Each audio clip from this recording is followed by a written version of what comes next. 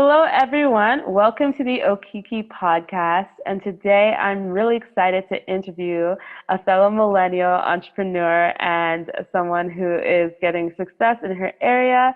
Her name is Alex Carmelli, and her coaching is More Than a Paycheck.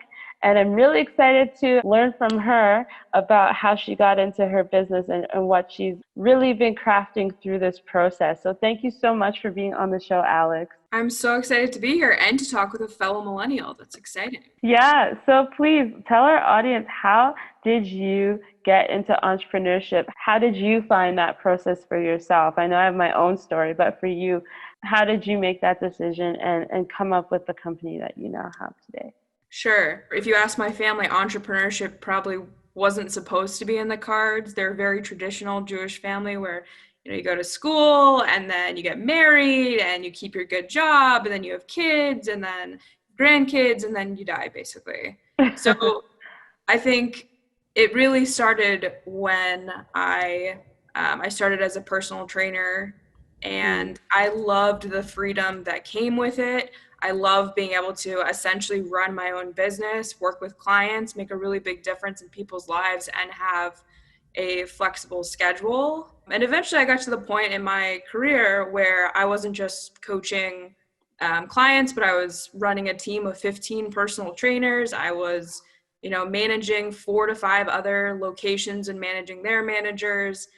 And, I figured out a lot of strategies on leadership and talent development that I just really felt shouldn't just be confined to the fitness space.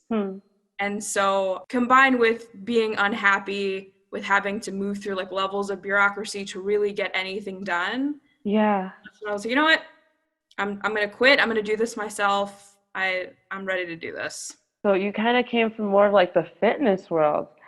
Yeah. That kind of led you now into like the coaching world. So do you mind speaking on even that transition?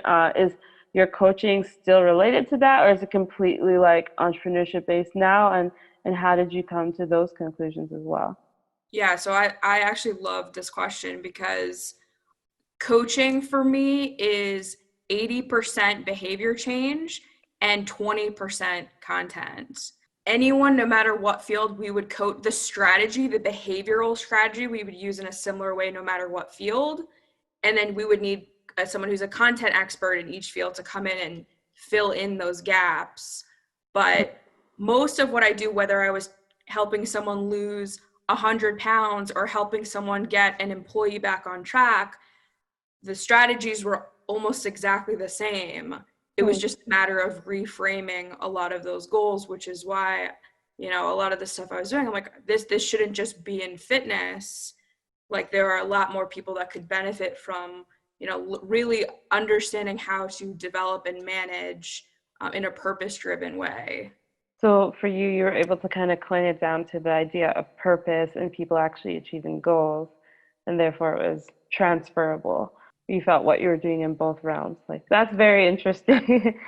So what was the scariest moment for you then, when you did choose to launch this business? Before it really came to fruition, what was kind of like that, oh my gosh, I'm going to do this moment for you? I think the biggest thing, and I'm sure this is for most entrepreneurs, is getting out of your own way. There's this really great quote from The Perks of Being a Wallflower that's, we accept the love that we think we deserve. And that, really applies to a lot of things in life where, there may be an opportunity or a client or, a speaking gig that's like right in front of you and you could just reach out and take it. But a lot of us, we really don't do that.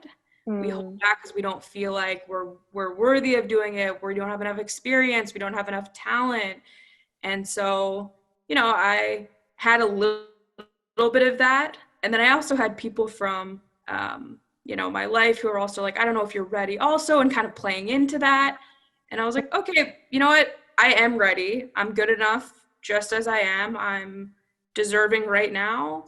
And it's just telling yourself that, because everyone has to start somewhere. And it's literally just a matter of doing it.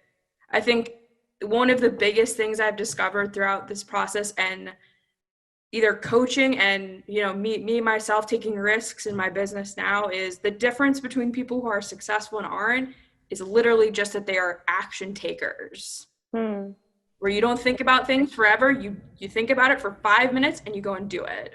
Yeah, that's awesome. I like how you're talking about how you had your own doubts of like whether you should go forward, and even others were kind of putting that on you. So, in your process, then, did you ever seek mentorship or coaching to kind of find voices, or even just community in that sense, accountability to kind of find voices that could affirm your actions moving forward?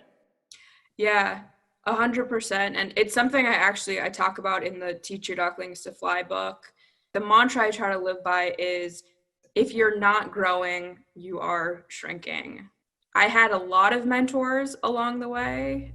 Some I paid a lot of money for coaching. So I had a book coach that I paid a lot of money that really helped me teach me how to think about things differently and showed me how to write this book, and I have a second one coming out. I utilized free things like Score to find mentors, and then I went to like local events and started talking to people who, are doing similar things, and you just have to follow up with them a lot of times. And I think you'd be surprised at how many people are willing to even just give you 30 minutes to help you. Yeah, 100%. If you don't have support as you go through your entrepreneurship journey, it's very, very lonely.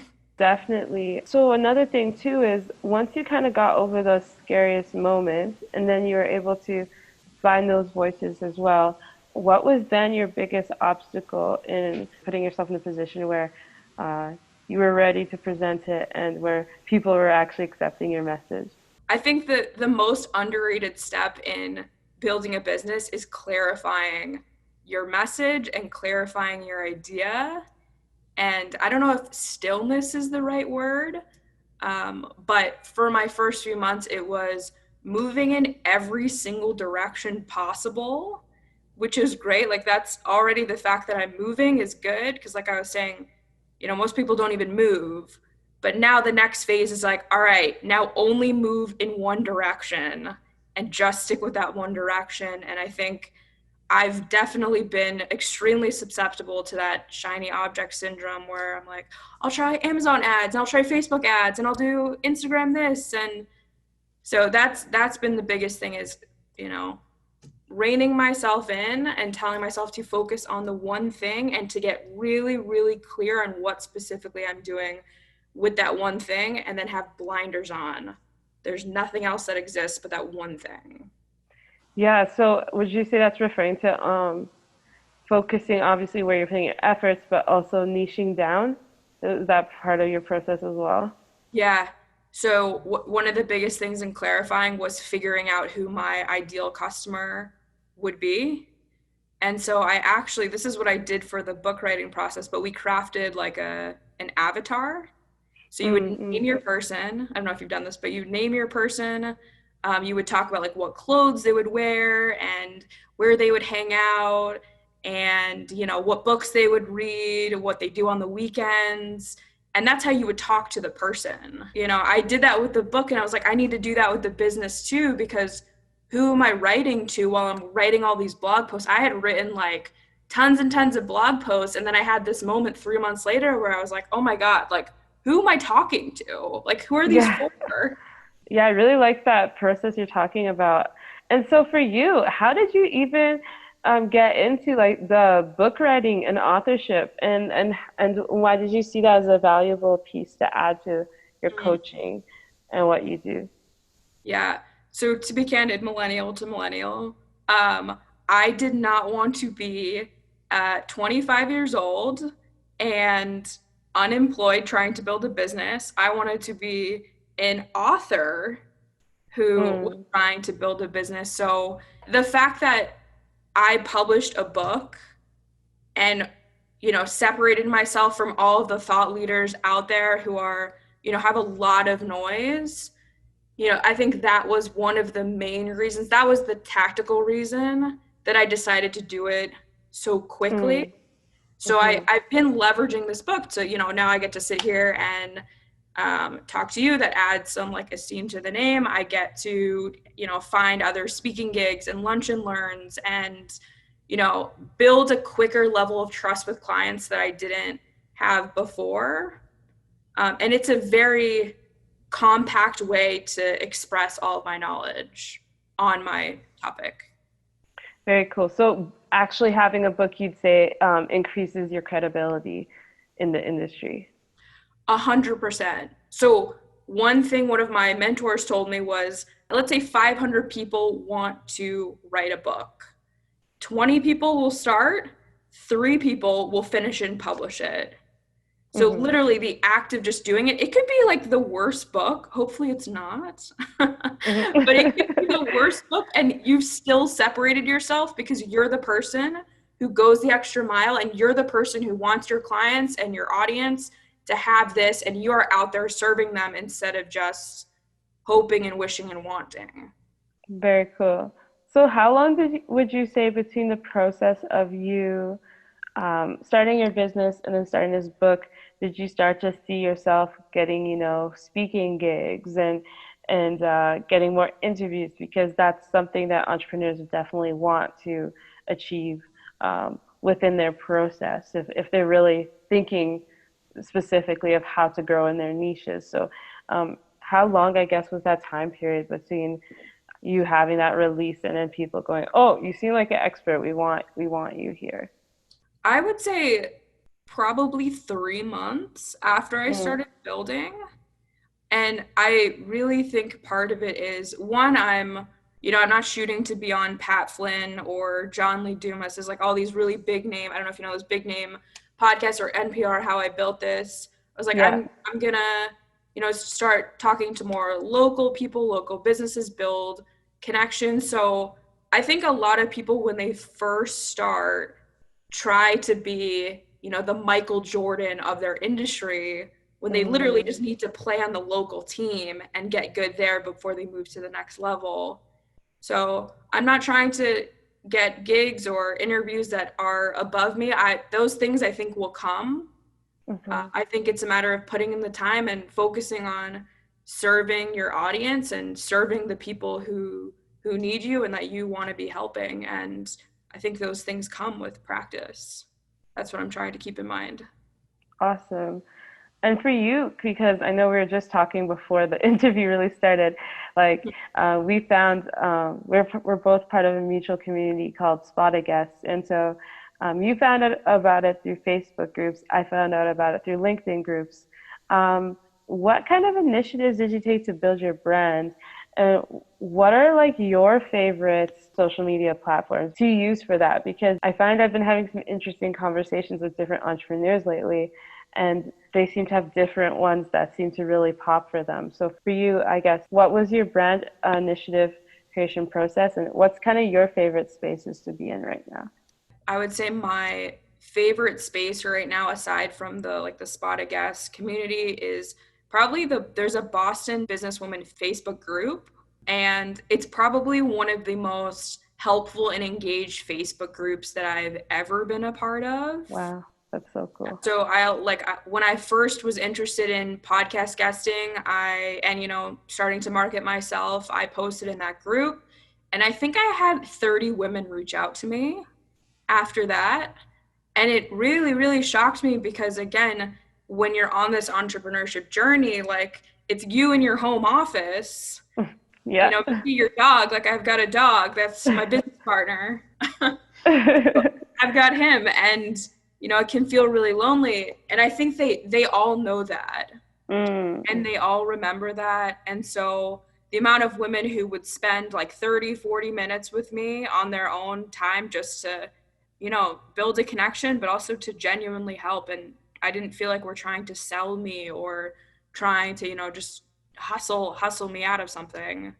Wow. So I think that was the biggest thing, wherever you're, like, find a very engaged community and be part of that. Like that's been the most helpful thing, I would say. That's funny too, because it was your local community and they're so engaged. That's really special, I think. Like, I don't know if my city, like, their Facebook groups are that engaged, but like similar to the The LinkedIn group I had was kind of like yours. Like I was just like talking about podcasting, and all of a sudden I got like 18 responses, and I was like, whoa! And so that's how I found out about that group.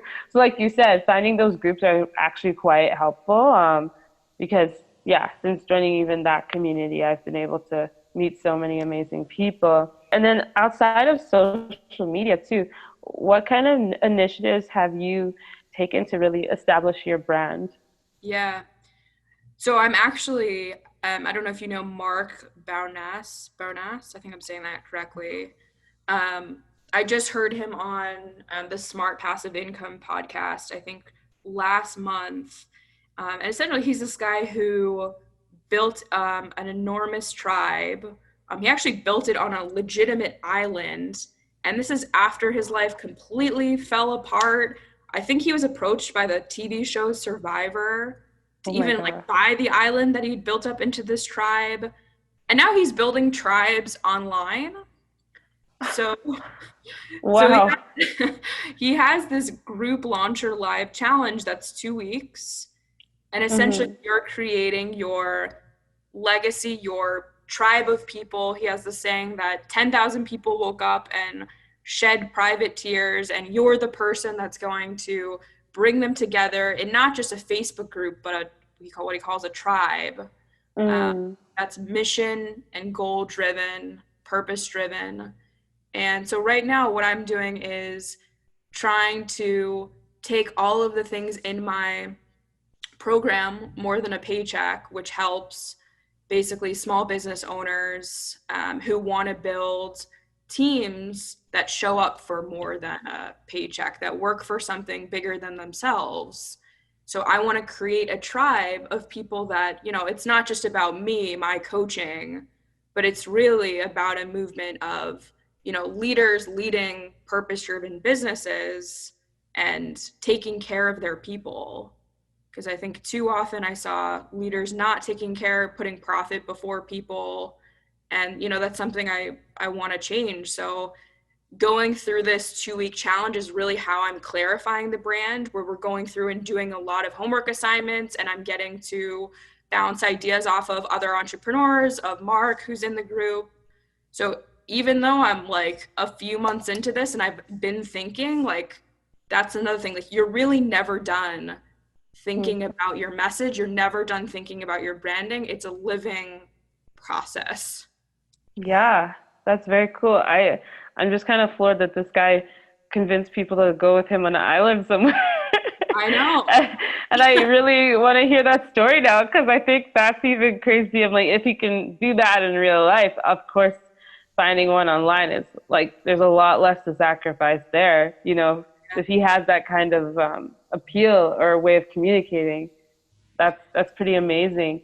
And so for you now, what are you hoping to offer the coaching industry? I know there's a lot of coaches coming up and different things, and even I'm trying to do consulting, and we're both in this game. So, what do you feel is something unique that you're hoping to give to the industry? I know you kind of touched on a little bit the last question, but now that you are fully living this out. Yeah. So I have, for my coaching More Than a Paycheck, that process, I have a 3-step process that I take people through. And the first part is always working on and figuring out what your leadership differential is. So what separates you? What experiences have you had in your life leading up to now that have influenced the way you're leading? And how do we figure out what will be the best strategy for you to run your team? And I think too often being is we tend to sway the team of the leader. So that's the first. Me, I want to focus on you. And I know your team's going to get better because they're going to notice you getting better and you're going to start leading differently. And then we don't have to talk about performance managing or having uncomfortable conversations. Things are going to change. So that's the first thing. I like to focus on the person and address that and see how things fall in line. And then the last step of my process is seeing things in action. So I think there's a huge, huge difference between, being able to verbalize what it is you know and being able to tell someone else what you know, and then being able to go and execute at a high level and at a life-changing level. And a lot of times what I see is that, people can, again, give and give and give, but when I hear them in action, either talking to their clients or talking to their employees, I'm like, ooh, all right, sure, like that's what we talked about, but you could definitely be saying that same thing so much better. I focus a lot on the quality of how we say things in the moment through the use of recording.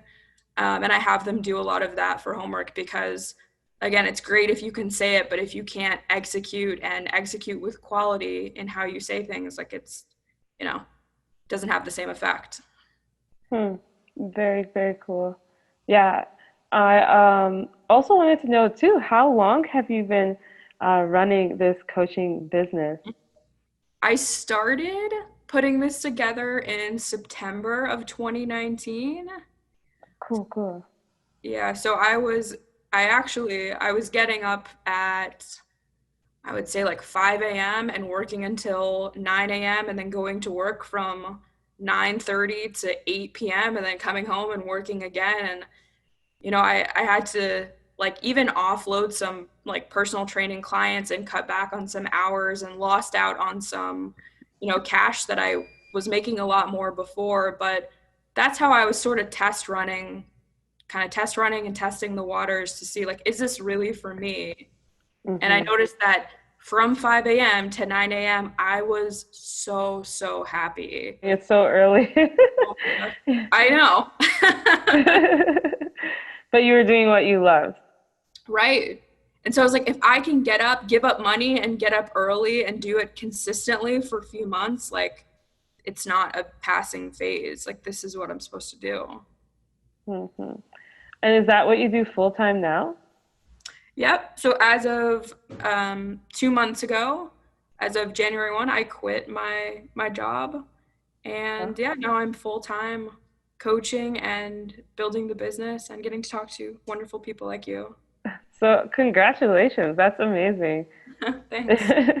Yeah, I always like hearing the process of like when someone starts to like when it's kind of just doing its own thing. So that's really awesome. And finally, what do you value the most about being an entrepreneur? I think that the biggest thing is getting to make and drive the business in a purposeful direction. There was some purpose where I was, and I got to lead a team that was purposeful, but I wasn't in an organization that was aligned with my vision and my values.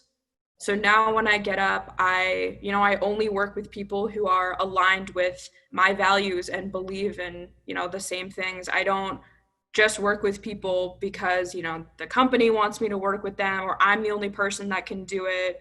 But you get to call the shots and you get to, drive it forward however you want. That's awesome. Thank you so much, Alex. I wanted to give you this chance too to let the audience know if you have anything to, just present to them, or that if you have a launch coming up, is there anything you'd like to share with us today? Yeah, so they can, I'm on all big social media platforms, Facebook at Alex Carmelli, same thing for Instagram. You can find me at Alexandra Carmelli, that's 1L, .com. And you can pick up the Teach Your Ducklings to Fly book. It's 99 cents on Amazon. And I've got my second book, Stand in Fear, coming out end of April as well. So I would say that's a great place. If you're a new leader who's, looking to kind of step into that leadership role or refine, that's where I would start. Awesome. Well, I will definitely purchase that book. That seems like such a great price. Definitely more affordable than I ever expected it. So yeah, for sure. If anything, everyone definitely get the book and look out for her new book. And we'll also be linking, I believe you sent me a freebie link in the comments. So thank you so much for sharing your wisdom with the audience today, Alex. I really appreciate having you on the show. Yeah, thanks for having me. This was fun.